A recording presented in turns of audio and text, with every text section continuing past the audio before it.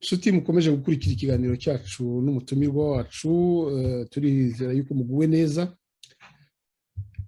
Tugiye gukomeza ku nsanganyamatsiko nyine yatuzinduye, ariyo umutekano w'uburasirazuba bwa Repubulika Iharanira Demokarasi ya Kongo, n'ukuntu ubu ngubu umuriro uri kwaka nyine muri ako gace, aho noneho turushaho kumva amavu n'amavuko, tukumva ibibera imbere tubona, tukaza kumva neza n'ibibera inyuma tutabwirwa, kubera ko tumaze kumenya, tubikesheje umutumirwa wacu, ibikikije ayo makimbirane cyangwa se iyo mirwano iri kubera muri Repubulika Demokarasi ya Kongo, kuko ababigiramo uruhare ubu noneho twabamenye, twamaze kumenya abari bo, ndetse n'imibereho yabo n'uburyo na kamere zabo, kugira ngo dushobore kwisesengurira bimwe na bimwe. Noble Marara, wakoze cyane nanone nyine kuba waduhaye iyo background, ikaba igiye kudufasha kumva iriya mirwano iri kubera mu burasirazuba bwa Repubulika Iharanira Demokarasi ya Kongo, imirwano igaba amashami cyangwa se ifite ukuntu igenda ikavana intandaro mu bihugu duturanye. Twatangiye iki kiganiro tuvuga ko tubona ko Perezida Tshisekedi we yaje ari umuntu ushaka kubana n'abaturanyi neza, inyungu za buri wese zikubahirizwa muri uwo mubano, ariko bitakunze kubera bidaturutse kuri Perezida Tshisekedi, ahubwo biturutse nk'uko wabidusobanuriye ku baturanyi be bagiye bamunaniza, bivuze mu magambo make. Ariko byatinze, nubwo Perezida Tshisekedi bagiye bamubeshya cyangwa se bakamuca inyuma, wadusobanuriye yuko yatinze, cyangwa se yatinze nubwo yari abizi, ariko yatinze kubigaragaza, yatinze kubereka ko azi ibyo bari kumukorera. Ese Noble Marara, biterwa n'iyo mico nyine ya Tshisekedi, ese kuki noneho ni iki cyatumye yerura akavuga ati noneho rwose tugomba guca ukubiri kuko ndabibonye muri kumpemukira? Niki cyabiteye? Niki cyamukanguye? Niki cyamuhumuye amaso? Niki cyatumye uwo mugambi we wo gukora diplomasi gusa, cyangwa se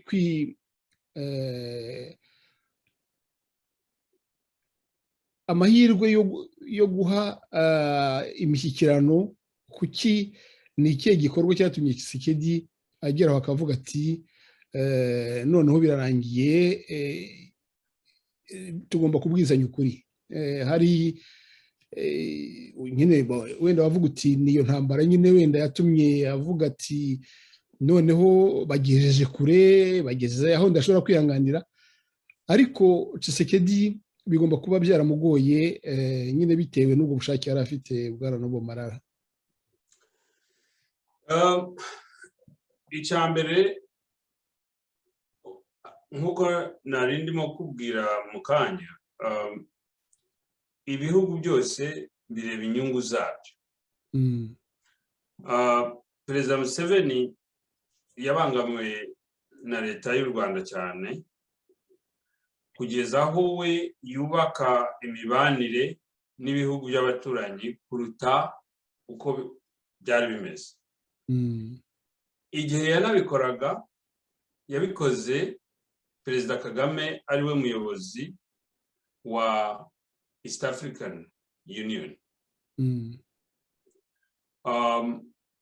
Ukuntu yabigenje kugira ngo abigire uko yari afite impungenge cyane icyo gihe z'uko ngo Perezida Kagame yamushinjaga ko ngo afasha imitwe y'abantu bashaka gukuraho leta y'u Rwanda. Yego koko hashize igihe hari abantu benshi batishimiye ubutegetsi bw'u Rwanda bashaka n'amayira menshi y'ukuntu babuhindura, ariko Kagame igihe cyose akumva ko ngo Perezida Museveni ari we ushobora gufasha abo bantu, rimwe akamwitirira n'ibyo atakoze kubera gusa kugira ngo amubuze kuba yafasha umuntu uwo ari we wese wakenera guhindura sisiteme ye mu Rwanda. Ibyo byakurikiweho no guhimbira ubugande ibyaha rimwe byabaga bitanabaye. Perezida Museveni aza gusanga abangamiwe bitewe n'uko mu myaka kuva mu myaka za 2001 habayeho guhinduka, ibihe bigenda bihinduka, ariko Kagame atera inkunga abantu bashaka guhindura ubutegetsi bwa Uganda. Ndaguha nk'urugero nka Colonel Kizza Besigye, uriya mudokiteri wahoze uvura Perezida Museveni. Kagame yamuhaye inkunga nyinshi cyane kugeza naho Kagame atanga inkunga z'inyeshyamba bitaga PRA, zari ziyobowe n'uwitaga Samson Mande na Cyakabari, bakaba bari bashamikiye kuri Besigye. Besigye wiyamamarizaga guhangana na Museveni icyo gihe, yaje gutsindwa, ariko bitabujije ko hari amakuru yagaragazaga ko Besigye yari yarabonye imfashanyo kuva ku Rwanda zo gufasha Perezida Museveni uko avanwaho ku butegetsi. Bikagira amateka maremare, byaje no kuvamo urupfu rwa Nobu Mayombo. Nobu Mayombo wari inshuti magara ya Patrick Karegeya, ariko bombi bakaba barayoboraga iperereza ryo hanze. Amakuru agaragaza ko igihe Karegeya yahigaga uriya musaza ufunze bita Kabuga Felicien, baramushyizeho miliyoni 5 z'umuntu uzamubona. Mayombo yaramubonye muri Kenya, amenya aho ari, amakuru ayaha Karegeya. Amaze kuyaha Karegeya abwira Mayombo atari ko sibundi umuntu harya ngo turamukurikirana kubera ko yaguze imipanga. Undi ati bamushyize kuri arrest warrant y'Abanyamerika, so nge naguhaga amakuru nge ubwire shoboza ko twamubonye. Ndamubwira ati no, ahubwo tuganire nawe. Uko Kagame anabisobanurira bamwegereye, avuga ko ngo Mayombo na Karegeya ngo batwaye miliyoni 3 kuva kuri uwo munyemari Kabuga, ngo bagahitamo ahubwo kumugira inama yo kwihisha neza.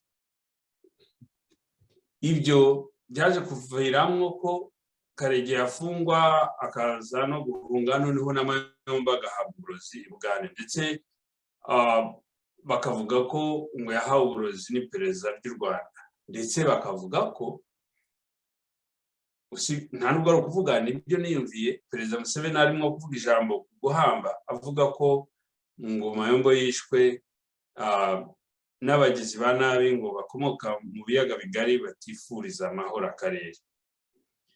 So ibyo bikaza bikurikira intambara yo muri Kisangani, aho Ubugande bwarashwe nabi cyane n'abasirikare b'u Rwanda bari bahuye bagomba gusangira intambara, ariko bagiramo igitotsi barasubiranamo, ndetse hapfa abantu benshi cyane.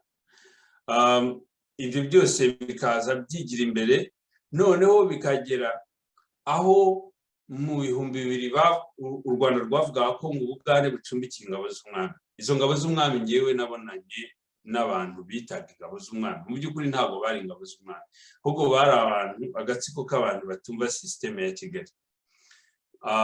Baje nje banyibishaka ko tugomba no gukorana, ariko ndabacika kuko nabonaga hari ibyo ntumva neza. Ndigendera nkomeza indi mihanda. Baje kujyanwa i Rwanda, abitwa ba Rukeba, abitwa ba Kayitare, abitwa ba Ntashamaje, abitwa ba Tegatega we yanaguye i Kampala. So i Bugande hakomeje kuba isibaniro ry'abantu Kagame avuga ko ngo ari abanzi bashobora kumutwara igihugu, na cyane cyane ko ari ahantu yari yaraturutse, yaranayoboye iperereza, bikamufasha kuhacengera, akaba azi na buto agomba gukandaho kugira ngo leta y'Ubugande inyeganyege.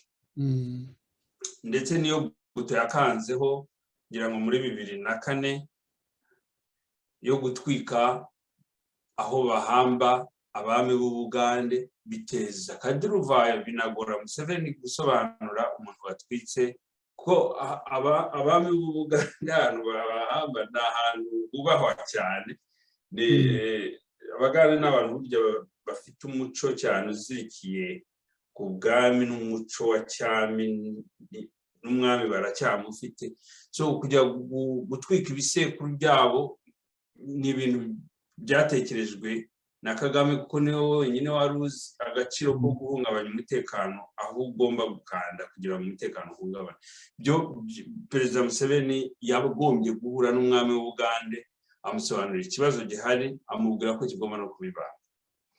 So ibyo bintu byarakomeje kugeza aho noneho abayobozi b'ingabo z'Ubugande bariya barimo bitwa uriya mugabo wahoze ayobora iperereza ry'Ubugande, wanga Kagame cyane, bita Tumukunde,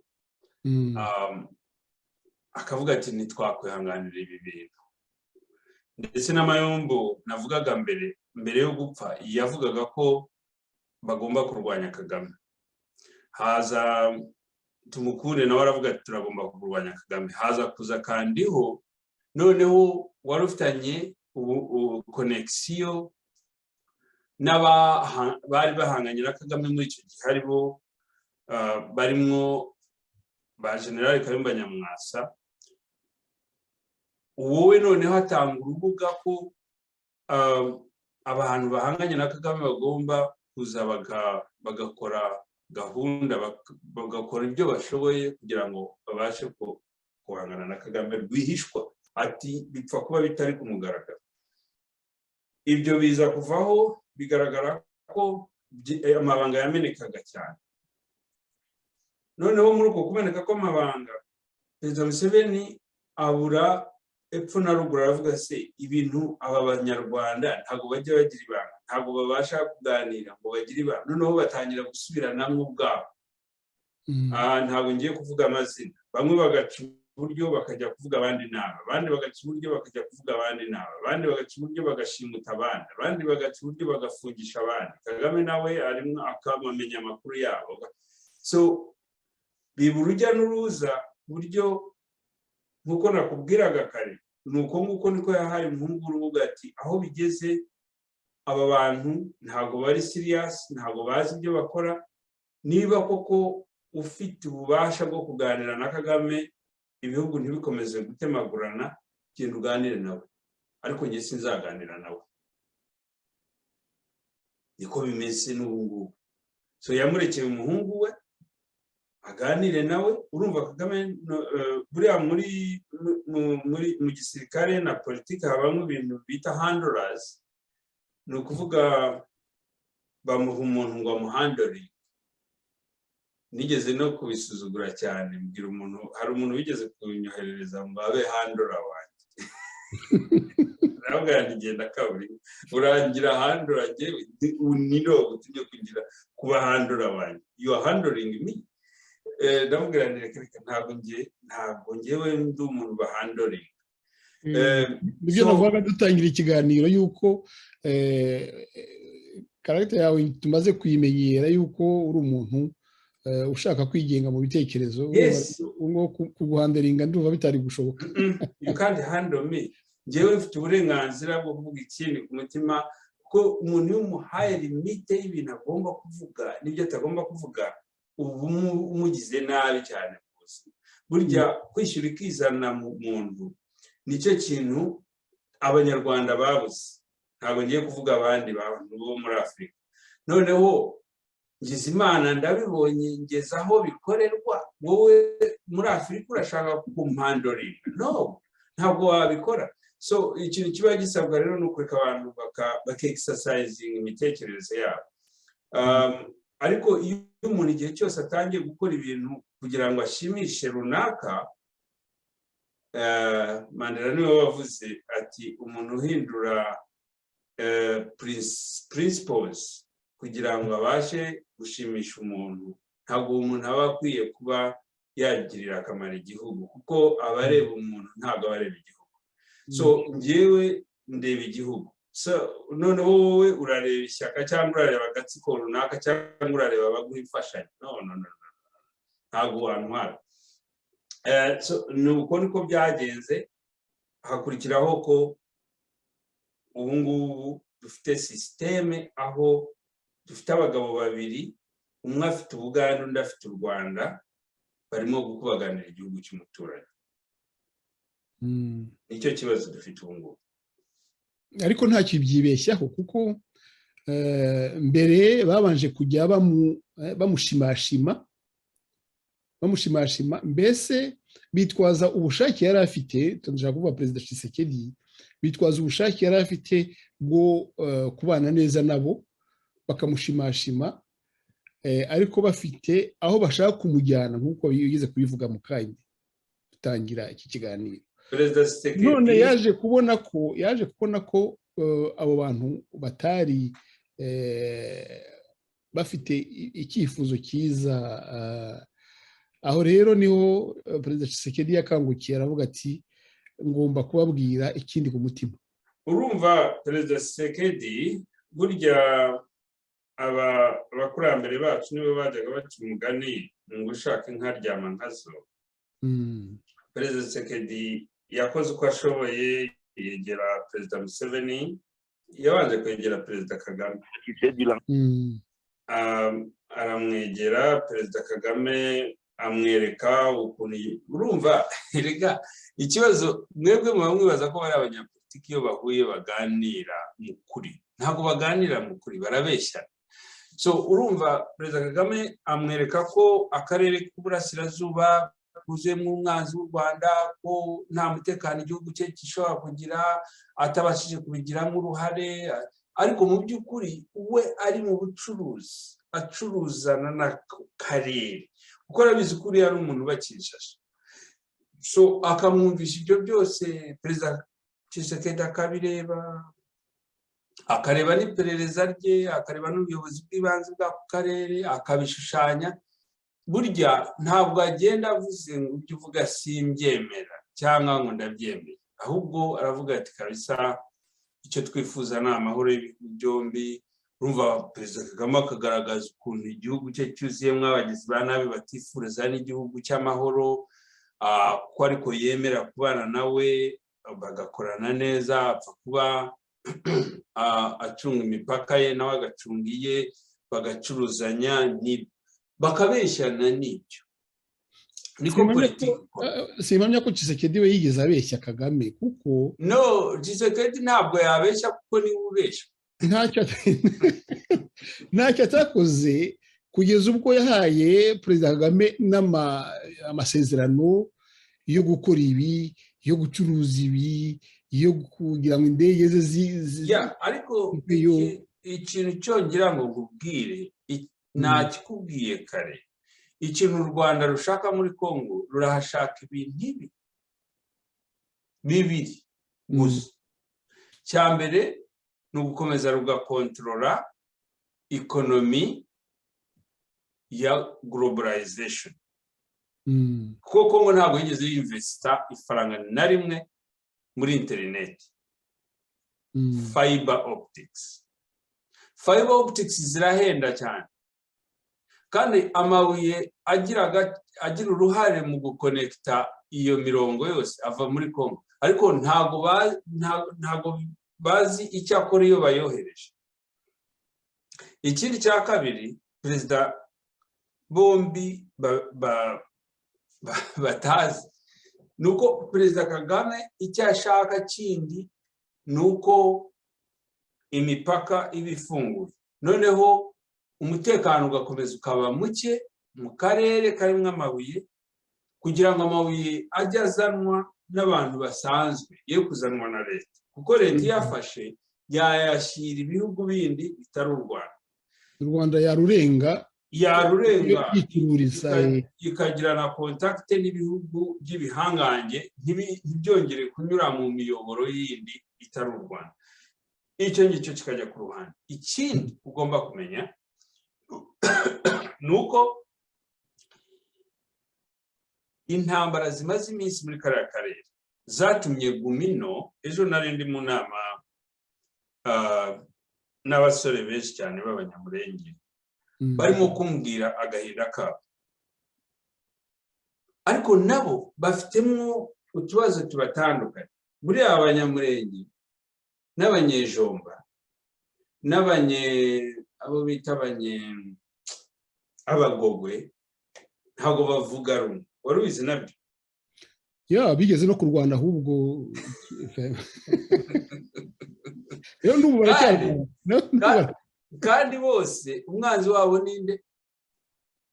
Ni umunyamahanga uri hanze y'umupaka wabo. Umuntu wese uri hanze y'umupaka wabo ntabwo abifuriza amahoro, ko bashaka kubasahura.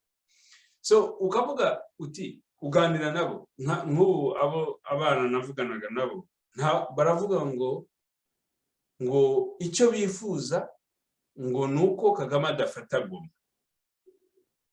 Nanjye ntabwo mbyifuza, nifuza ko abanyamurenge bagira amahoro, ntihagire umuntu ubabanga, bagakomeza bakabana neza na bene wabo baturanye, yaba abandandi cyangwa nabyumvise nabikurikiranye cyane mu biganiro bagiye bagirana. Hari umusore ufite YouTube channel, ndumva ari One Nation cyangwa se ibintu nk'ibyo, ariko icyo tugomba kwemera, numvise bari abantu kuva mu ntambara za FPR irwanira igihugu kugeza muri za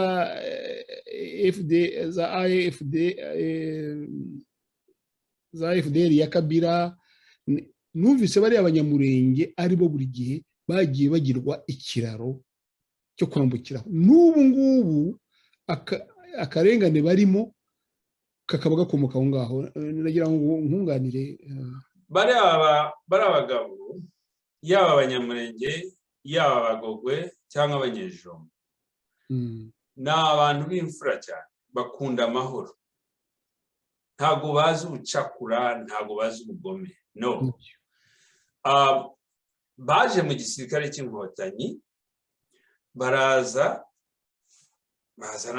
n'izindi mpunzi z'abanyarwanda, kuko ntabwo byari byoroshye icyo gihe kunasobanura umunyamurenge n'utari umunyarwanda n'utari umunyarwanda, cyangwa se umugogwe n'utari umunyarwanda.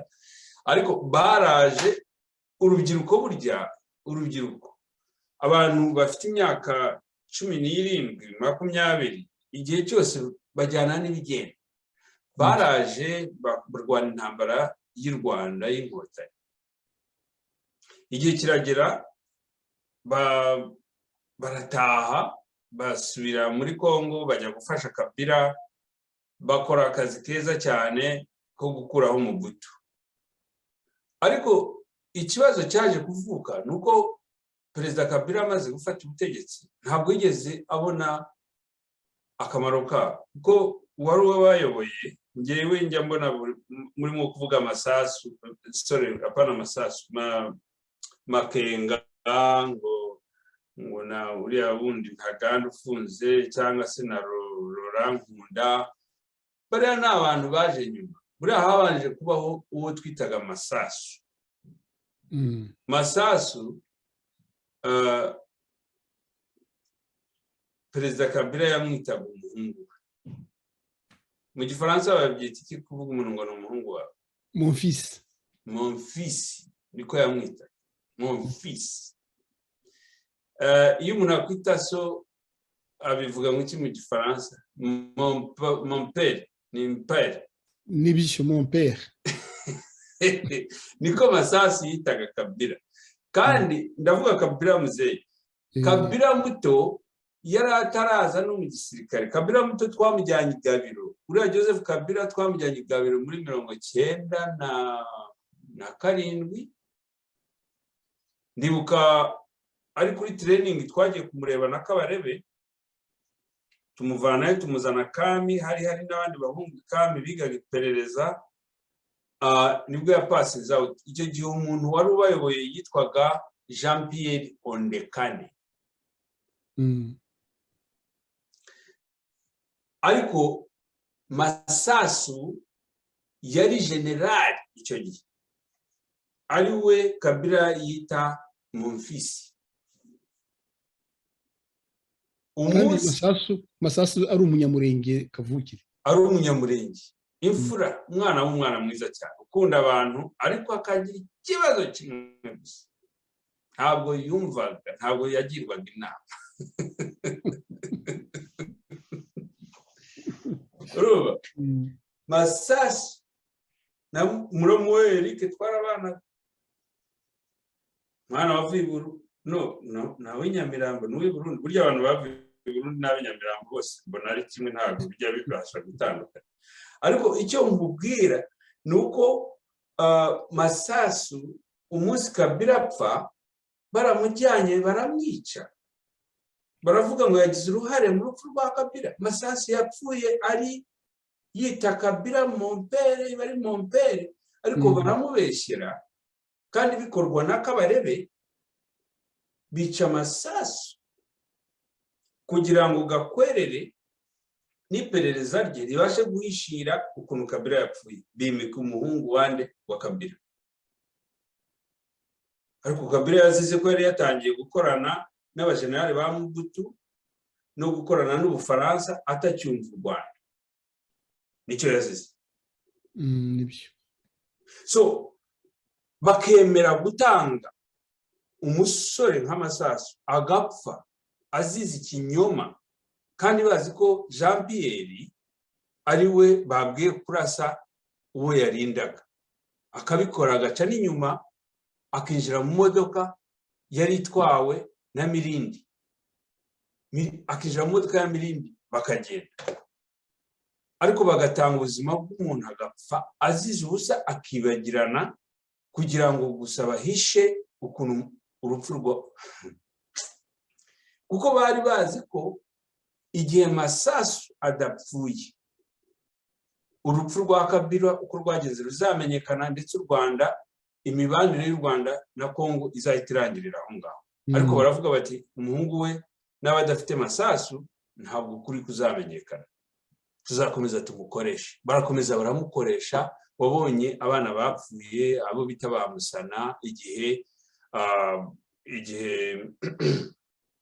uriya musore Bosco kera twamwitaga Kimasa kubera ibigufu byinshi yateruraga imbunda ziremereye.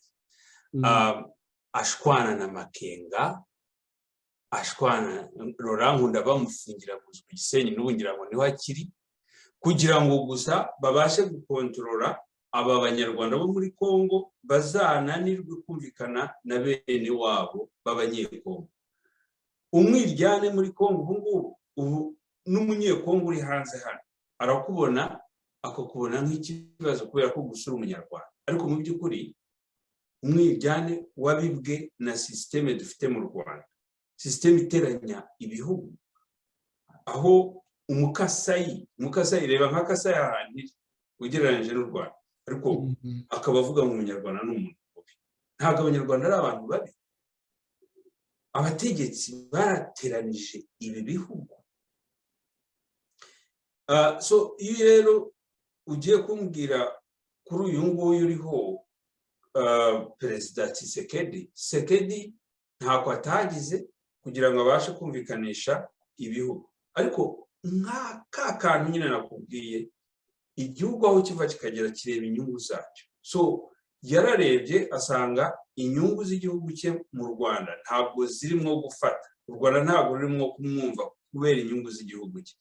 Avugana n'Ubugande, Ubugande buti tukubaka imihanda, tukagufasha kwinjira muri East African Community, tukagira imikoranire y'ubwubahane iyo bita mutual respect, tugacuruzana. Abanyekongo barisanga hano, n'ubu ngubu hari abanyekongo mvugana na Uganda, tugacuruzana. Akarere k'Iburasirazuba kawe turabizi ko ari kure ya Kinshasa, tuzi ko akarere k'Iburasirazuba bwawe ari hafi ya Mombasa, ari hafi ya Dar es Salaam. So wije muri East African Community, abaturage bawe b'Iburasirazuba bazabasha gucuruzana n'ibiyaga bigari, babashe kwigezaho ibyo bifuza batagombye kubivana muri Zambia na Malawi cyangwa se no kureba Angola. So bakumva ko bagomba gufungura amasoko, kuko Tshisekedi ni umuhanga, ni umuntu wo mu bihe turimo, ntabwo ari umuntu w'ibihe byahise. Ariko dufite inyeshyamba zacu zivuga ko ari abaperezida ariko zaragumye ari inyeshyamba. So icyo nashaka rero kubwira ni uko Ubugande bwari bwafashe umurongo mwiza, ndetse buhuza Kongo na Kenya na Tanzania na Sudani y'Amajyepfo. Kongo ifite amahirwe yo gucuruzana n'akarere ndetse n'imikoranire. Nkongereho akantu, leta y'u Rwanda ihora ishaka kumvisha abantu yuko Uganda yagiye, yego nyine yagiye ivuga ko ADF iza bagiye kuyihiga muri Kongo, ariko ntabwo ariyo ntego ya mbere yari yajyanye Uganda muri Kongo. Ibyo bakabihisha yuko Uganda yagiye muri Kongo kwishyura umwenda. Uganda yari imaze gutsindwa, mfite amatorero y'urubanza hano y'urukiko rwa Loni mpuzamahanga, Uganda yaburaniyemo na Kongo, ruca Uganda amafaranga sinibuka za miliyari. Uganda miliyoni 200. Ariko urubanza rwabayemo inyoroshyacyaha ikomeye cyane, kuko Kongo n'abanyekongo bashakaga rwose kurimira Uganda ho amabuye. U Rwanda rwikura mu rukiko, ntabwo rwari rurimo, rwo ntirwagira ikirego kirufata. Uganda yumvikana na Kongo iti aho kugira ngo tujye mu makimbirane yo kwishyura imyenda cyangwa se ihazabu urukiko rwanshiye, reka nyakwishyure mu kintu kizatugira akamaro, ari jye Uganda ntawe. Nubake imihanda ihwanye n'iyo hazabu mu gihugu cyawe, si mu cyanjye nzaba nyubatse kandi murayikeneye. Reka nubake ibikorwa remezo mu gihugu cyanyu, maze mbe mbishyuye gutyo ikintu kizabagira akamaro, kandi nanjye kikazangira akamaro, kuko uwo muhanda uzazana imigendekeranire myiza, mbese n'ubucuruzi hagati ya Kongo. Uganda ihera aho ngaho, ariko iza kubangamirwa muri ibyo bintu nuko ifite inyeshyamba za ADF ziri hariya muri kariya karere bihuriraho na Kongo. Yavuga iti nibwo yabwiye Kongo, rero bamvikana na Kongo bati mwaza mukabanza mugashaka umutekano, noneho mukabona kubaka ibyo bikorwa remezo. Icyo kintu leta y'u Rwanda rero nicyo ntabwo bishaka ko kivugwa, iyo ivuga ngo Uganda ngo wagiye kugambanira leta y'u Rwanda n'imitwe yitwaje intwaro n'ibiki. Ariko icyo kintu Nobo Marara ntabwo kiya kivugwa. Uganda yajyanyeyo umutima mwiza, ikintu cyo nashaka kuvuga. Wenda nyuma yaho hagiye hazamo ibindi bintu nk'ibyo by'umuhungu uriya musaza twavugaga, ariko bigitangira ntabwo iyo cyari kigamijwe. Ibyo bintu ndibaza ko wenda hari icyo ubiziho, niba uko mbivuze ariko byari bimeze, cyangwa se hari ibindi biri inyuma ushobora kuba waramenye. Ikintu kimwe nibaza ko njyewe nibanda cyane kureba inyungu, nanjye meze nkabo. Ahanini leta ya Kongo ifite inyungu ki mu mikoranire yayo n'u Rwanda? Kuri jye ni zero. U Rwanda rufite inyungu ki mu gukorana na Kongo? Kuri jye byagombye kuba 100%. Ndetse umuntu uwo ari we wese ufite mu mutwe atekereza aramutse ayoboye u Rwanda yakorana na Kongo neza, ko ni igihugu winjira kikakumira n'abaturage bawe 10,000,000 bakungukira muri icyo gihugu, bakagaruka bakubaka iwabo. Kongo ifite inyungu ki mu mikoranire yayo n'Ubugande na South Sudan? Ni 25% kuri buri gihugu, ko bashobora kwinjira bakabona ibiva mu mazi manini bivuye muri Kenya bakabizana, ndetse bagacuruza ibyo bafite muri ibyo bihugu byabo. Kongo ifite inyungu ki mu gukorana n'u Burundi na Tanzania? 30% ku Burundi, 50% kuri Tanzania, kuko basangiye Lake Tanganyika. Kongo ifite inyungu ki mu gukorana na Zambia? Of course ni 50% nayo iri mu kirenge.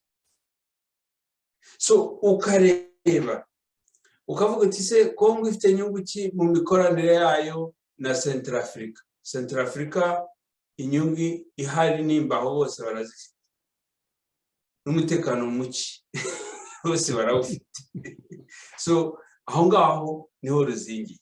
So ku bintu byerekeranye n'ubucuruzi, umuntu wese wize geography ya kariya karere akareba ibihugu ukuntu bimeze n'inyungu n'ibiki byose, ikintu cyonyine Kongo yakenera ku Rwanda ni ukuganira nabo kuri iriya internet yabo bashize Goma, yenda bakayibishyurira bakayivamo, cyangwa bakabana nabo neza bagacuruzana.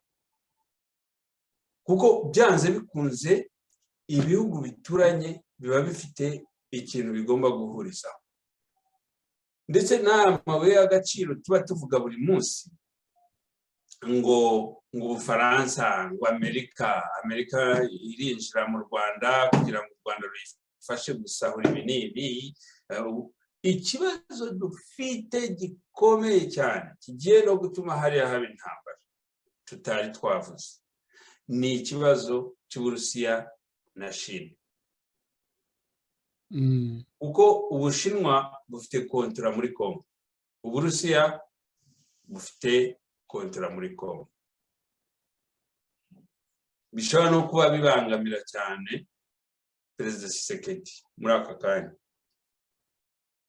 bikaba birimo no korohera Kagame kuba Abanyamerika bakomeza kumwishyirira kugira ngo babashe kumukoresha adestabilize akarere, Abarusiya n'Abashinwa be gukomeza kontra zabo.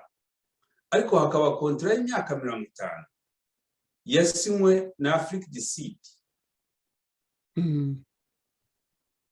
yo gucukura amabuye y'agaciro muri kariya karere, akaba ari yasukura ikanayagurisha. Bivuga ngo igomba gucunga umutekano w'irombe byayo. Ibyo bivuze iki? Bivuze ko sadaka ifite amasezerano yo gucunga umutekano w'akarere wa Kongo, kandi sadaka mu masezerano ifite ntabwo yigeze isinya amasezerano ivuga ngo Uburusiya cyangwa Chine bazaza banyambura ibirombe. No, ibyo abashinwa basinye n'Abarusiya ni ibyabo bindi bitandukanye n'ibyo Afrique du Sud yasinye. Amerika rero n'Uburayi bagasigara hejuru bari heru batazi aho bagana, akaba ari byo bituma Kagame aguma hanze ya Kongo. Bakaba rero ku bwabo biborohera kumureka agatera Kongo uko ashatse, ubundi bikaba ari ibintu biri buteze intambara izavamwo ko Sadake izarasa u Rwanda. Kugira ngo amasezerano rero ya Sadake apfe ntibishoboka, kuko ni amasezerano y'akarere. Bivuga ngo Angola, Namibia, Zambia, Zimbabwe, South Africa, Tanzania, Mozambique, byose ndetse mu byambere bigomba kuba no kwirukana u Rwanda muri Mozambique nimba ruteye Kongo. Wari ubizi nabyo? ibyo rwose ibyo byaba, ibyo bishobora kuba abantu basinya amasezerano batazi ibintu. Sinabyo byonyine u Rwanda nirutera Kongo ruzagira abanzi. No, ruratera, gutera byarangiye, ntabwo ari ibintu dushobora kuvuga ngo birasubira inyuma. Bamaze kugerayo, bariyo. Igisabwa ni ukubishyira mu bikorwa. Bariya bose nahoze ndimo kwerekana hano bari kunyura i Bugande, ntabwo barimo kujya mu mahugurwa, ntabwo barimo kujya muri. Hazagaruka bake, hazagaruka imbarwa. Ni nk'abandi bo ku Murindi. So Afrique du Sud mu mikoranire yayo na Sadake, kandi nta munyamerika uzaza kurwana iriya ntambara, nta mufaransa uzaza kuyirwana. Nibo ubwabo bagiye kwicana bapfe bazira inyungu z'amahanga, mu gihe birengagiza ibyo Tshisekedi ababwira ati twagombye gucuruzana nk'Abanyafurika. Kuki turimo kujya kureba izindi nyungu z'ibihugu bitatureba? Kuki tutacuruzana nk'Abanyafurika? Ariko kuko Perezida Kagame arareba inyungu z'ibyo yasinye ashaka gutanga mu makompanyi y'amahanga adafite, noneho akajya kuresha umuhungu wa Museveni ati ngwino umfashe, mfite umwanzi muri Kongo. Uzi se ngo buri umuhungu wa Museveni azi ibyo Kagame aba arimo? Reka da, azi ngo Kagame ngo afite umwanzi muri Kongo. Niyo mpamvu uvuga ngo ni operasiyo Rudahigwa rwanira muri Kongo ya gute. So ni ikibazo. We numvise abijyana mu bintu by'amoko ngo kurwanira ngo Abatutsi. Ni capacity, ntabwo afite capacity yo gusobanukirwa, ntabwo afite ububasha bwo kumenya isano igeze. Aracyari mu bintu yabanje kuvuga ngo Abahima ngo n'Abatutsi ngo bakomoka muri Ethiopia, avayo. Ubu ngubu yagiye mu by'Abahima n'Abatutsi ngo n'Abahema n'Abakingo. Wowe urashaka kuyobora igihugu gifitwe n'amoko 58, hanyuma ukaba urimo kuvuga ubwoko budafite na miliyoni 2 mu gihugu, kandi hari miliyoni 50 z'abantu ushaka kuyobora. Ntabwo ushaka kumutindaho uriya mwana, nubwo mwita umwana kandi andusha umwaka umwe, ariko ntabwo ushaka kumutindaho kuko ntabwo bamuteguye neza, ntabwo azi ibyo arimo kurwana nabyo. Reka twivugire ku kaga ka Kongo. Ikibazo cya Kongo giteye impungenge cyane, nibaza gikomeye n'Abanyarwanda bo muri Nord na Sud Kivu bamaze imyaka myinshi cyane muri iriya ntambara. Bamaze gupfusha abana benshi cyane, abakuru, urubyiruko, bose bazira kwidefana cyangwa se bamwe banazi ibyo batazi. Babasanga mu mirima, abandi babasanga baragiye, abandi babasanga mu mago bakabatema bakabica. Buriya Red Tabara yari imaze igihe icunze umutekano cyane w'abanyarwanda hariya. Buriya inyeshyamba aho ziva zikagera hari igihe zigera mu karere zikabana neza n'abantu, bamwe bakazivuga nabi, ariko mu by'ukuri abo zibanye n'abo zibacungiye umutekano. Red Tabara yari imaze igihe icunze umutekano w'abanyarwanda bari hariya, nubwo mbita abanyarwanda kandi ari abanyekongo, nuko bo biyita abakongomani ariko bari bamaze igihe bafite agahenge. Abandi bantu bari bamaze igihe batanze agahenge ku mibereho y'abaturage bari hariya, nabo bita Gumino. Gumino yari imaze igihe icunze umutekano w'abantu bari bari kumwe. Ariko nibiza muri urudubi rw'ibihugu kuza kurwanira hejuru yabo, ni ikibazo gikomeye cyane, kuko leta ya Kongo ni leta, nubwo bwose Perezida Tshisekedi yari arimo kugerageza gushyira ibintu ku murongo, ariko ntabwo yari yagera kuri nivo yo gutanga sekirite mu gihugu hose. So inyeshyamba zitandukanye zari ziri na FDLR ubwayo yatangaga umutekano kubo iri kumwe nabo. So icyo gihe rero iyo haje intambara nk'iyi izana ibihugu by'abanyamahanga, izite iraza, FDLR igahitamo igomba gukorana nawe, ushobora kwihana w'umutekano. Nibaza ko atari Uganda cyangwa u Rwanda, bivuga ko izagumana na FARDC. Gumino igahitamo, Gumino izagumana na FARDC, igumane na FDLR. Ugareba ku kintu cyerekeranye na abamayimayi, bazakora akazi bijyanye ubayobora nabasha kuvugana na Uganda cyangwa akavugana n'u Rwanda, bazakora ibyo bababwira. Iriya bita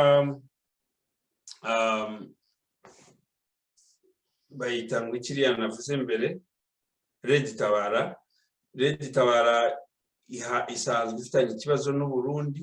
So icyo gihe ntabwo izakorana n'abateye n'aba leta, izakorana n'abateye.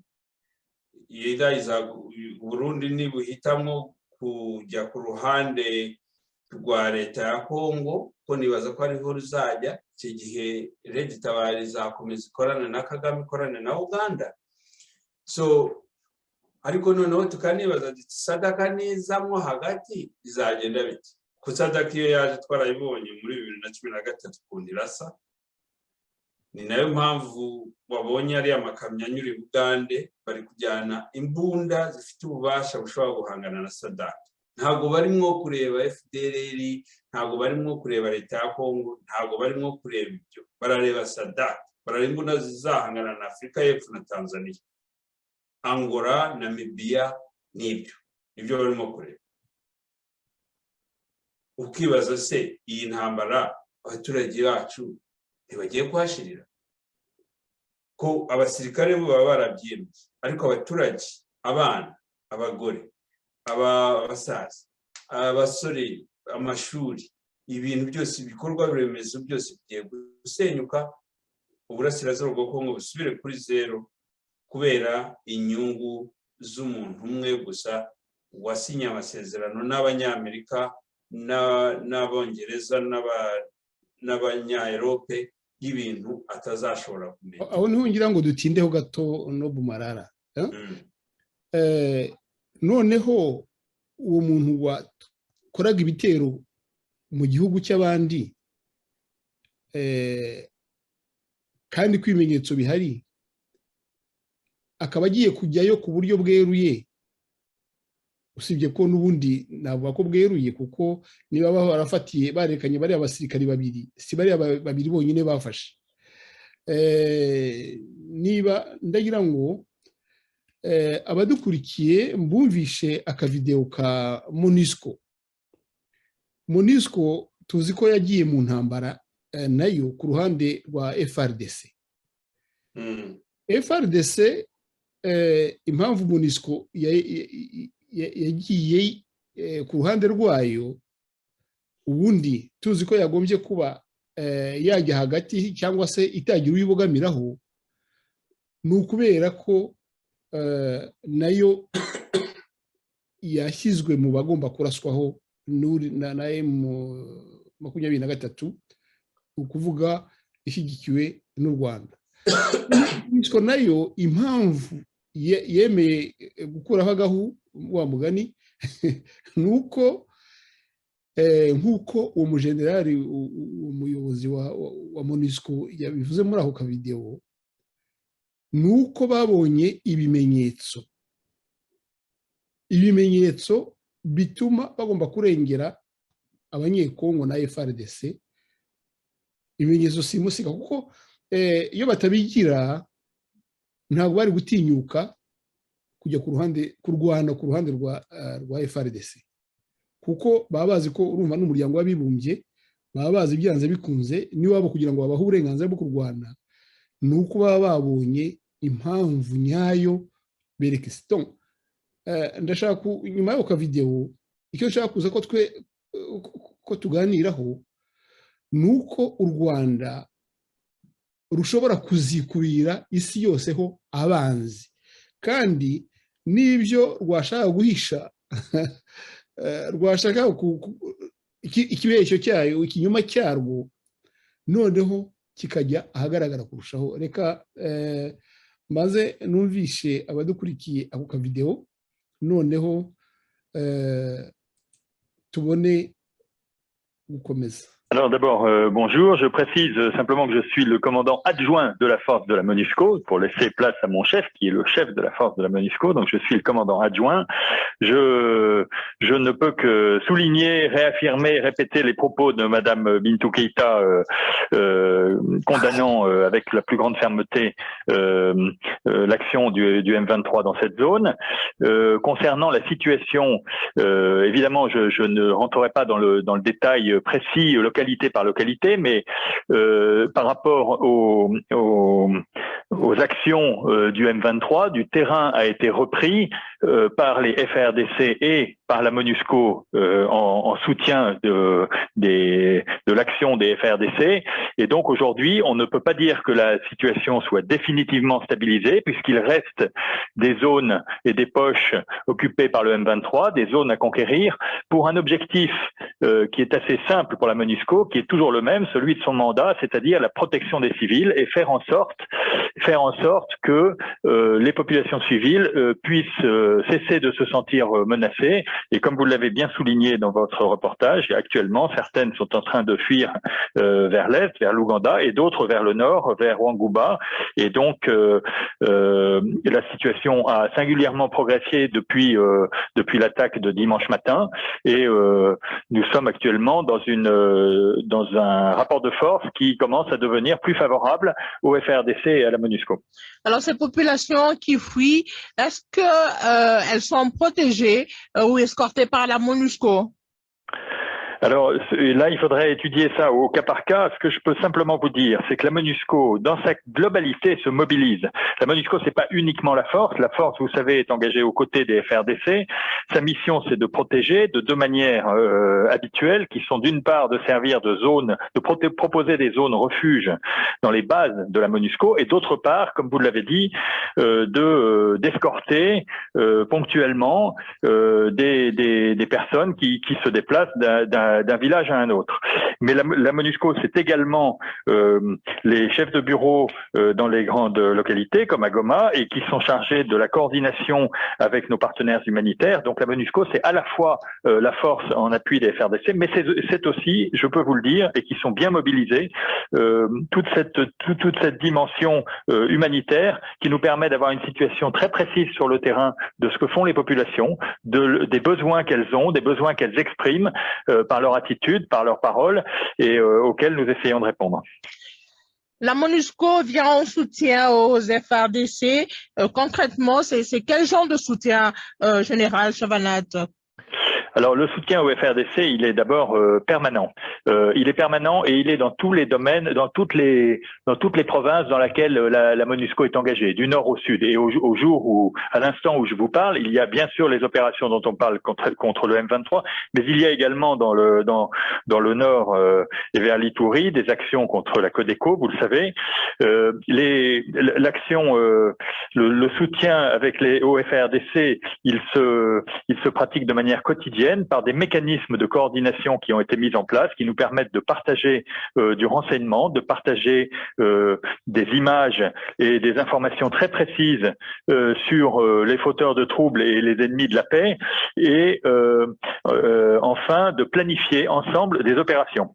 Donc, à la suite de l'attaque du M23 de dimanche matin, nous avons mis en œuvre, conjointement avec les FRDC, une opération qui était planifiée, parce que ça fait partie de notre travail de soutien et de coordination, où chacun joue son rôle en coordination avec le voisin, donc la MONUSCO avec les FRDC, de manière à permettre la sécurisation de certains axes, la reconquête de sites qui auraient été attaqués et occupés par le M23 en l'occurrence. Est-ce que la MONUSCO, les forces de la MONUSCO, Général Chavanel, participent au combat?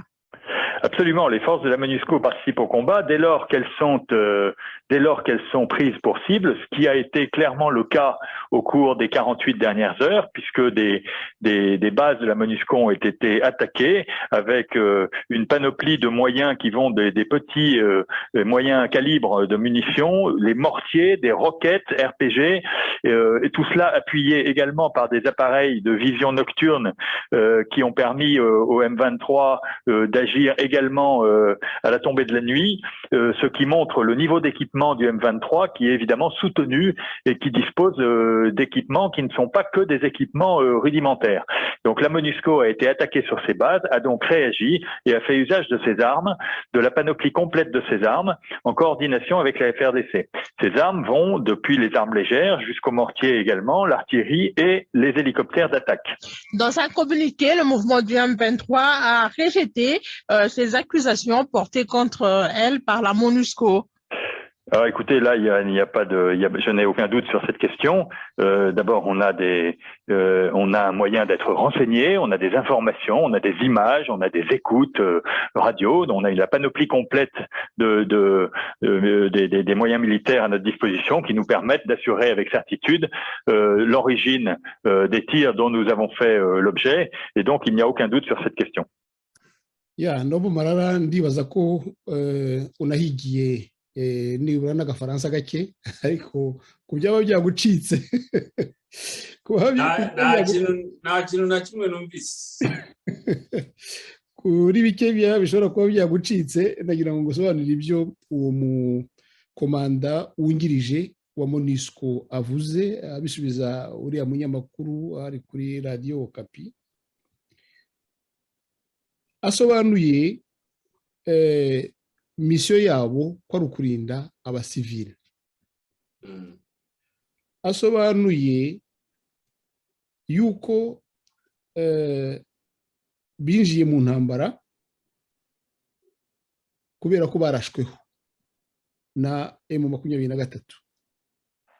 Ubundi ntabwo bari bagombaga kwinjira mu ntambara, umurimo wabo wari uwo kurinda abasivili bahunga cyangwa se badafite umutekano. Asobanura yuko bamaze kwinjira mu ntambara bidasubirwaho binjiye mu ntambara ku ruhande rwa FRDC, yuko ubufatanye bwabo ubundi bwari busanzwe buhoraho. Avuga nyine ko ari muri uwo mujyo binjiye ku ntambara ku ruhande rwa FRDC. Bavuga yuko yavuze yuko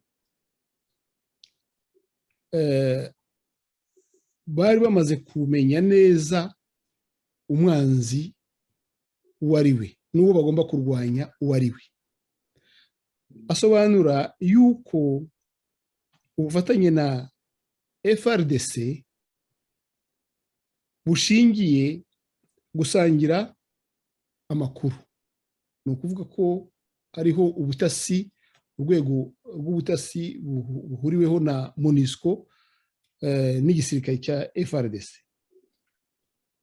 Avuga yuko kandi binjiye mu ntambara kubera ko ubwo bufatanye mu byerekeranye no guhana amakuru byari bimaze kugaragaza ko bagomba kwinjira mu ntambara. Ni ukuvuga ko bari bafite za videwo, avuga ko bari bafite n'ibyo bumvise byo muri communication, ni ukuvuga abanzi, ibyo bavuganaga, ibimenyetso bari bafatanye, bari bafashe ku mwanzi.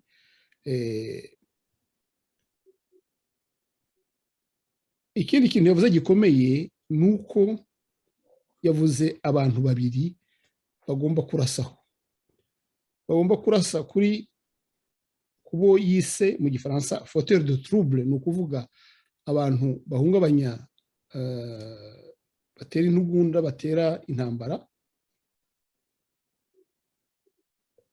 Hari n'abandi yise les ennemis de la paix. Ayo ni amagambo yindi gukoresha, abanzi b'amahoro, abanzi b'amahoro. Abo bombi rero yabatandukanije, buriya hari impamvu. Aravuga ati abo turasaho ni abo ngabo bombi, kuko twasanze tugomba gufasha ingabo za Kongo kubera ko bafite ibikoresho, twasanze bafite ibikoresho n'uburyo bukomeye. Avuga ko bafite imbunda, arazivuga, ziremereye n'izoroshye. Avuga ko bafite ibikoresho byo gutuma babona nijoro. Ibyo bintu ubundi ntabwo ari ibya M23, ntabwo yagombye kuba bifite. Ati ibyo byose byatweretse ko, ndongera mvuge nsubire mu magambo ye, avuga ati nibyo byatweretse ko M23 ishyigikiwe, ni ukuvuga ko idakoresha imbaraga zayo. Mu gifaransa yavuze ko yakoresheje ijambo soutenu, ni ukuvuga ishyigikiwe. Asoza avuga yuko ati avuga nyine ko bafite ibimenyetso simusiga. Umunyamakuru yarabimubajije ati twebwe dufite ibimenyetso simusiga kuko dufite ubushobozi bwo kubibona. Avuga ko bafite amashusho, yabivuze mu magambo ye. Avuga ko bafite mbese babona abanza aho baturutse, aho bari n'aho baturuka n'uburyo baza kurwana. Amashusho turayafite, nyine n'amajwi n'ibindi bimenyetso byose, kubera ko dufite ubushobozi bwo kumenya no kubona ibyo byose. Nobomara rero umvise MONUSCO yuko yafashe uruhande. iyo uvuze MONUSCO ihabwa amabwiriza no hejuru New York. Ivuze uvuze n'abanyamerika. Tuzi Amerika ukuntu isigaye imeranye n'u Rwanda, turabizi n'ibya Rusesabagina n'ibindi, n'amadosiye agenda yiyongeranya. None tugarutse kuri kariya kantu twavugaga, ubona u Rwanda ruzishora muri iyi ntambara rukazayivamo amahoro? Urabona biriya bihugu byacu ni ibihugu biyoborwa n'abaperezida ahanini baba bakesha kuramba kwabo amahanga. Ntabwo ari abaperezida bitangira ibihugu, ahubwo ni abaperezida bitangira ibihugu iyo bashaka kugera ku butegetsi. Iyo bamaze kubigeraho, kugira ngo barambe bagomba kuramba bifashisha amahanga. Kandi amahanga hari ukuntu yubatse sisiteme mu bihugu by'Abanyafurika, aho ukora amakosa menshi cyane kugira ngo ube perezida. Nta kuntu waba perezida utakoze ikosa. Nubwo bwose batunenga ibihugu byacu ngo ntabwo ngo dutanga demokarasi, ariko kenshi na kenshi umuntu aba yarabaye perezida yarabanje kuviyora abantu runaka, noneho yamara kugera ku butegetsi bakamushinja imanza, bamushyiraho imanza agasanga navaho azafungwa, noneho agatangira gukora ibyo bifuza kugira ngo abashe kuramuka n'umuryango. Buriya nubwo bwose tuba turimo kuvuga ngo abaperezida b'ibihugu byacu ngo ntabwo bashaka kuva ku butegetsi, ariko kenshi na kenshi hari abananiraniraho kubera imitego baba baratezwe n'abagashaka buhake. Icyo gihe rero icyo ndimo gushaka kwerekana iki ni uko ngo igihugu cyacu ngo n'abaperezida bacu ngo intambara bagiye kujyamo barayijyamo kubera ko barimo kuyishyirwamo na ba bandi babananije kuva ku butegetsi, ndetse babongerereho ibindi byaha kuri iyi ntambara bagiye kubajyanamo. Urimo urabyumva? Hari umugabo w'umwongereza wari umukoroni muri Afurika, Bugande, yaje hano muri 1959 avuye i Bugande. Yari umuguverineri ushinzwe Ubugande, ari we uvugana n'umwamikazi hano. Aza hano bamushyira imbere ya kabine ya pararema gusobanura ukuntu agiye gutanga independence ku gihugu bari bakeneye. Urumva bo baba bafite opposition na leta, bavuga bati turagomba gutanga independence ku gihugu cy'Ubugande. Bati si bishoboka bite, kiriya gihugu turagikeneye, kiri ni strategic position. Urumva imitekerereze yabo y'icyo gihe, bati igihugu kiri hagati y'Afurika gifite ubukungu nka buriya. Icyo gihe ikintu cyari kigezweho icyo gihe ni kopa, sinzi niba uyizi. Ubugande bwari bufite kopa, umuringa. Arababwira ati igihugu aho kigeze kiragomba kubona independence. Bati se igihugu kirabona independence? N'imyaka tumaze turimo gukinvestamo, twari tumaze gushyiraho n'abakirisitu, abantu bose bari bamaze kujya mu nsengero, igihe kirageze ko kiyobora neza, none wowe uratanga independence? Ati imitekerereze y'abamaze kwiga iratwereka ko imibare irimo kuzamuka, igihe kigeze ko biyobora. Bati ntabwo bishoboka. Induru ziravuga muri pararema, nyine urabizi ukuntu deba ziba zimeze. Arababwira ati independence turayitanze, ariko ni umuyaga. Ati muri ekonomi, iyo ekonomi irimo imiyaga, inyungu zijyaho imiyaga iganisha, kandi umuyaga wose muri ekonomi y'Ubugande uzajya werekeza hano. Nuko yababwiye mu magambo y'Icyongereza. So ku kintu cyerekeranye rero no kuvuga ngo bari abategetsi bacu, kandi koko n'uyu munsi inyungu z'Ubugande zirangirira mu Bwongereza, ko nicyo kintu bise Commonwealth, n'u Rwanda ruyirimo. So ku kintu cyerekeranye rero no kuvuga ngo intambara ngo u Rwanda rugiye kujyamo, ruyigiyemo, kandi twari tuzi ko itazongera kubaho, kuko u Rwanda rwagaragaje imyitwarire mibi cyane muri Congo. Rufite dosiye n'uyu munsi itarigera iganirwaho y'impfu z'Abanyarwanda n'Abanyekongo barenga miliyoni bari 8 barindwi. Nta muntu wemerewe kubivuga, ndabivuga ko mfite uburenganzira.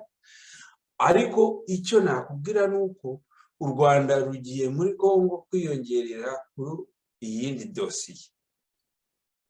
Kagame arimo ariyubakira ibindi byaha, kuko ntabwo azi uko yivana mu byaha arimo already. urumva abanyankore baca umugani ngo wagikoze urukembere, abanyarwanda bati iyo wakozemwo umarira y'akaboko, nawe nibyo arimo gukora. The guy is going to be finished. Ikintu kizamurangiza izi ntambara zo akomeza ajyamwo kubera inyungu no gushaka kuguma bigira iherezo ntabwo nta herezo. Njye hari n'igihe mureba nkumva nteye imbabazi kuko ndamuzi, ni umuntu nzi, numva nteye imbabazi kuko iherezo rye ni ribi cyane kuruta. Ibyo nibyo navugaga, yuko udashobora gukora ibintu nka biriya ubuziraherezo. Hari igihe azaba atagishobora gukomeza kubikora, nk'uko nawe afatira abandi ibyemezo. kuko buretse guce mu ijambo gatoya unyemerereye, bariya bagashaka buhake iyo babona ushaka kubashyira mu kaga ukabakorera bakagushyigikira. Twarabibonye kuri ba Mobutu, twarabibonye ku bandi bose, abadikiteta bose. Noneho wakabye warenza umupaka aho babona yuko bagiye guhinguka imbere, ugiye kubashyira ahagaragara muri bya bindi bari bagukoreshaga, n'ibyo bavugaga bya wa musirikari wo muri Kongo wabonye bica Kabila, babeshyeye bakamwica. N'ubundi bari abanyamahanga nabo bagiye basibanganya ibimenyetso ku badikiteta bagiye babakorera. Ukeka yuko ibyo bintu Kagame yazaba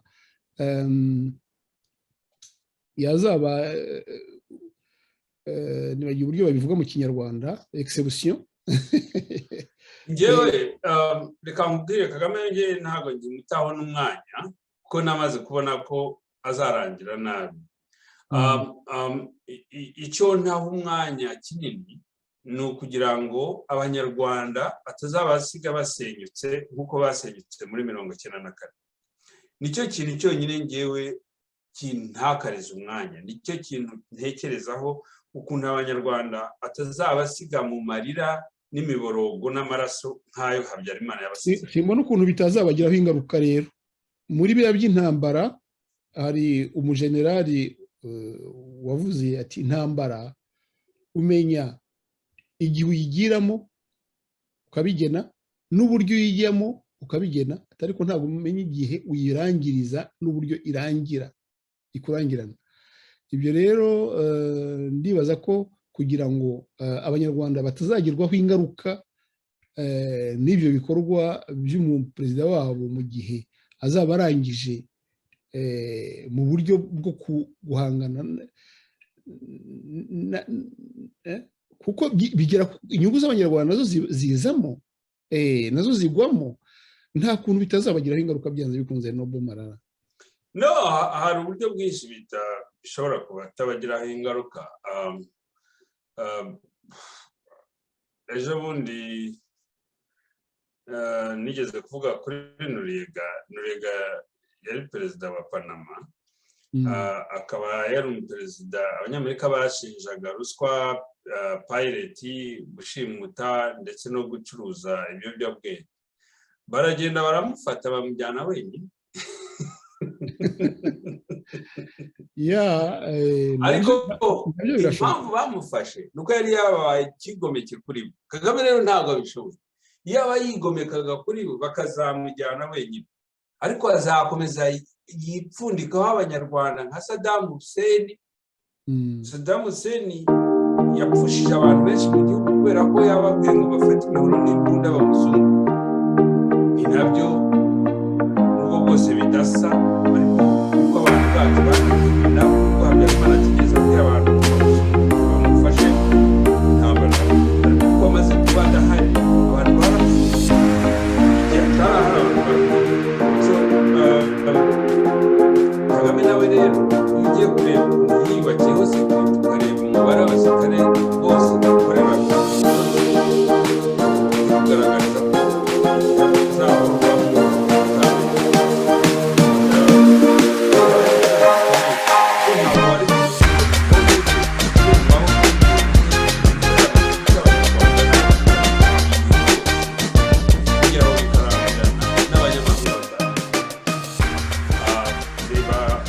ikibazo dufitanye na Kongo, ikibazo cyuzuyemo inzigo idukurikirana n'aho turi mu mahanga, kandi yaba ari nawe, ntawe uri i Rwanda, ntawe uri no muri Kongo, ariko ugasanga imibanire yacu n'abo turi kumwe ikomeza kubamo igitotsi kubera igihugu cyacu n'imikorere n'ukuntu gikora.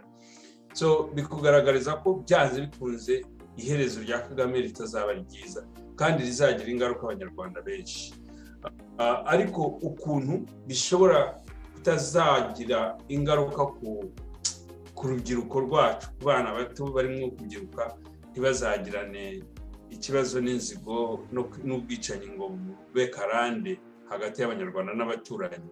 Nicyo kintu cyonyine nibaza twagombye kuzirikana tukareba gishakira umuti.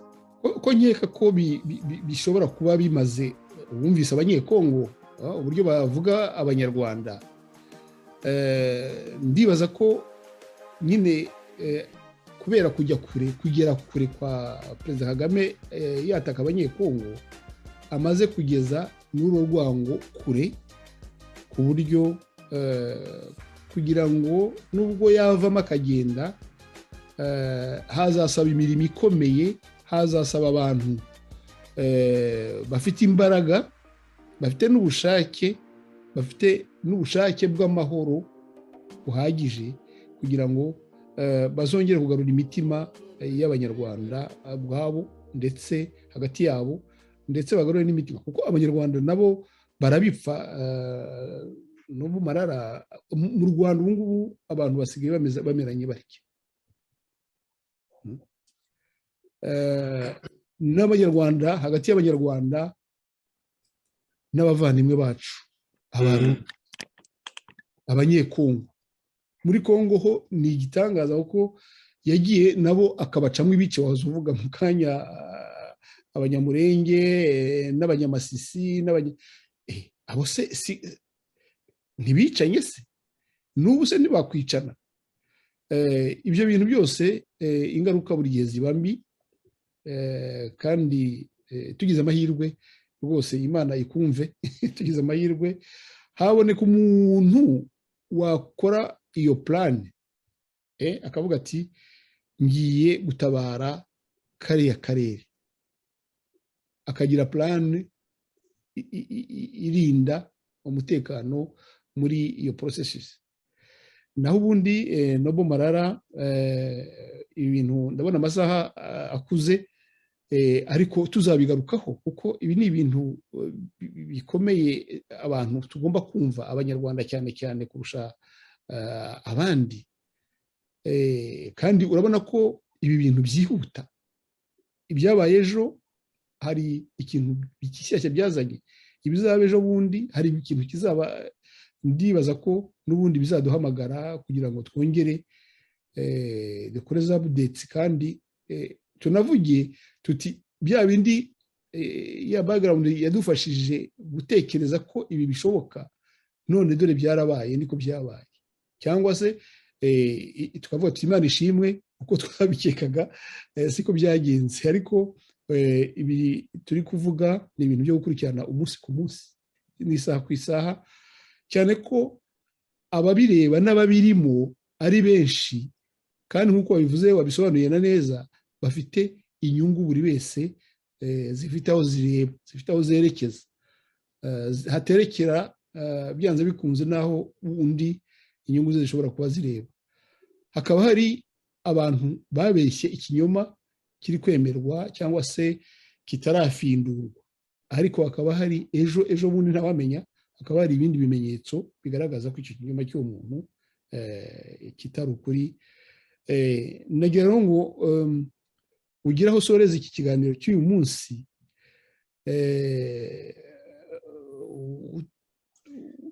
usoza mbese utubwira niba uyu muriro uri kwaka ubu ngubu turi kuvuga, hari Rucuru, hari hariya kuri Nyiragongo, ubu ngubu bavuga ko hakiri abasirikari ba M23.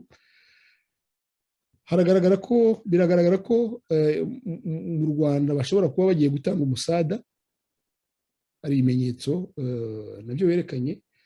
ese ubona muri iki cyumweru kije twakwitega iki dusoza?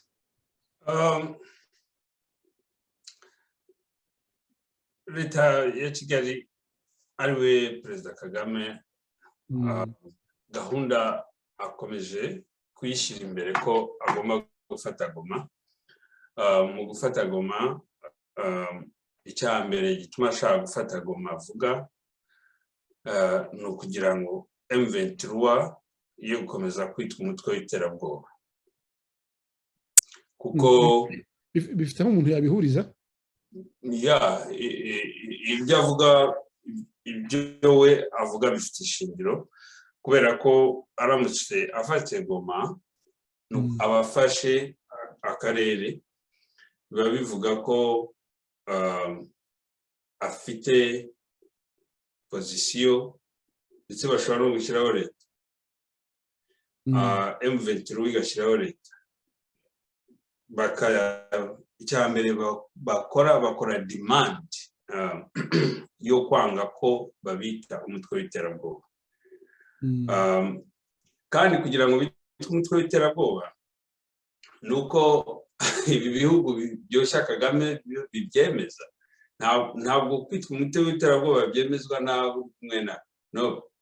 Ndetse n'itangazamakuru ry'akarere ka Goma rigatangira kwemeza ko babayeho neza, bafite ibintu byose ari sawa, babanye neza n'u Rwanda, ubucuruzi bugenda neza, nta mpungenge bafite umutekano. Noneho leta ya Kinshasa ikagira pressure yo kwemera kuganira na M23. Icyo gihe cyacyasha cyo kwitwa umutwe w'iterabwoba kigahanagurika. Icyo gihe rero kugira ngo afate Goma hari ibintu bibiri. Cya mbere ni ukuba leta ya Kinshasa yemera ko afata Goma, cyangwa yanayifata bakemera ko ayigumana. Aho niho nari ngiye kubaza nti ko n'ubundi bigeze kuyifata bakayivanwamo. Yes, ariko nyine nibyo ndimo kubwira. Nibaramuka bamwemereye kuyifata akayigumamo, baraba banemera ko bazajya mu mishyikirano. Nibajya mu mishyikirano bazemera ko azaba kondisiyo bagenderaho. Bazanemera ko niyamara gufata Goma bakamukuraho icyasha cy'uko ari umuteroriste. Icyo gihe azatangira kunegosiya n'Abagande ukuntu yafata Kivu. Namara gufata Kivu bazaba barimo kumvisha abaturage ubuyobozi bwiza bw'uko bagomba kwigenga bakagira independence, bakava kuri Kongo Kinshasa, ariyo objective yande ya Kagame. Niba ureba n'amatwiti y'uriya muhungu, icyo ni cyo cyerekezo. Yahima Tutsi yanditse yari yaravuye no mu mateka agaruye. So ni proje ndende, kandi bahitewe nuko ikibazo cya Sudani y'Amajyepfo cyabashije kunyuraho. Reka nkubwire, njyewe Eastern Kivu, yaba Nord Kivu na Sud Kivu, baramutse bashatse independence bagakenera kwigenga, ibintu byiza, n'uburenganzira bwabo. Ese ubundi bajya gucagagurwa bakajyanwa hakurya, Kongo ikaba ingana na kontinenti, hari inyungu tubifitemo se nk'Abanyarwanda? Twabigiramo inyungu. Igihugu cy'u Rwanda cyarahezwe cyane. Ariko ibyo si u Rwanda gusa. Muri iyo ugiye kurangura hari igice cy'Abanyangora rwose, cy'Abanyekongo bari muri, cy'Abanyangora bari muri Kongo bavuga n'ururimi rw'igipolitiki. No, ndimo ndareba nimba abaturage b'akarere bafite inyungu mu kuba bakwigenga, n'uburenganzira bwo kwigenga. Ariko n'ibintu byagombye kunyura muri parlement, ntabwo ari ibintu bigomba kunyura mu ntwaro z'abaturage. Icyo ni cyo kibazo. So kandi ntabwo ari ibintu abaturage bo mu burasirazuba bwa Kongo bagomba gutozwa n'abaturanyi bari hanze y'umupaka. So abaturage ba Kongo babanye neza bari babanye neza ubwabo, ariko intambara zagiye zituruka hanze nizo zagiye zibateza ibibazo. So ikintu rero ari urimo kuvuga uti biri bugende bite, ni ukuvuga ngo ukuntu Kagame yitwara muri iyi ntambara n'ukuntu Kinshasa yitwara muri iyi ntambara nibyo biri budetermine icyerekezo. Ashobora kuza agafata Goma nk'uko atanabasha kuyifata, ashobora kuza akayifata cyangwa akamaramo iminsi akayivamo, ashobora kuza akayigumamo, ariko wenda abaturage bakanga kumva ibitekerezo bye, na cyane cyane ko batamwemera, baramurambiwe, amaze kubicira abana, amaze kubicira famiye zarashize, hari abantu baratesetse cyane.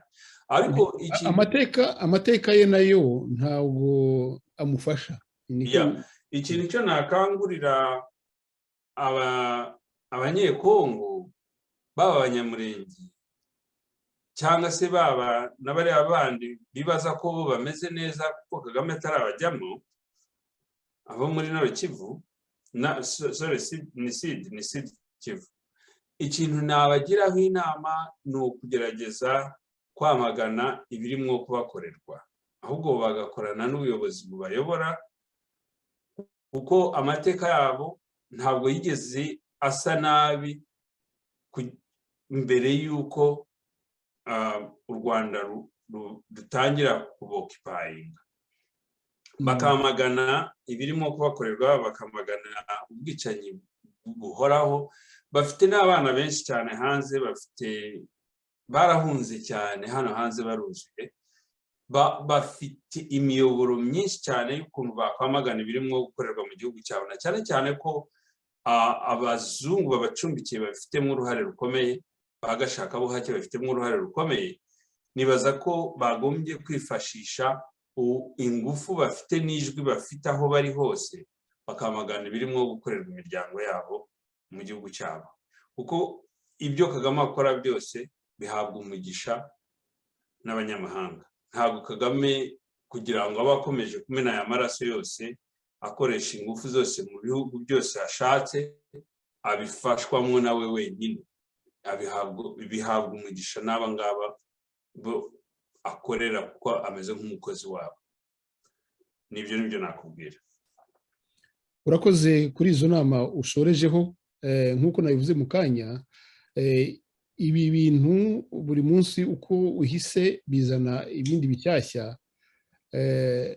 Niba uzongera kutubonera akanya ubwo tuzabivugana, noneho turebe ibishyashya, turebe aho twahera ku byo twaganiriye, tubigereranya n'ibizaba byaraje nyine muri ayo makuru, kuko uko iminsi izana amakuru mashyashya kuri ibi bintu. Ndagira ngo ngushimire kuba wahaye radiyo Urumuri uyu mwanya wawigomwe. Ni iby'igiciro kuri twebwe, tugufata nk'umuntu w'umunyarwanda ufite umutima mwiza wo gusangira n'abanyarwanda ibyo atazi, abatabizi, ariko umutima mwiza wo gushaka gusangira n'abandi ubumenyi, ndetse nshishikariza n'abandi bafite nk'ibintu bakunganira rwose ko bazaduhamagara tukaba twabahana w'ijambo. Hakaba hari nk'uko wabivuze, nta muntu ugira ubumenyi bwose. Niba hari uzaba afite ikintu yakunganira, nawe tuzamwakira. Urakoze rero Bwana Noble Marara, ndagira ngo nkwifurize icyumweru cyiza, nkwifurize n'ikiruhuko cyiza, ubwo tuzabonane aho gutaha niba uzatwemerera. Sawa, nta kibazo. Murakoze cyane, nawe utaha. Imana ikurinde. Sawa.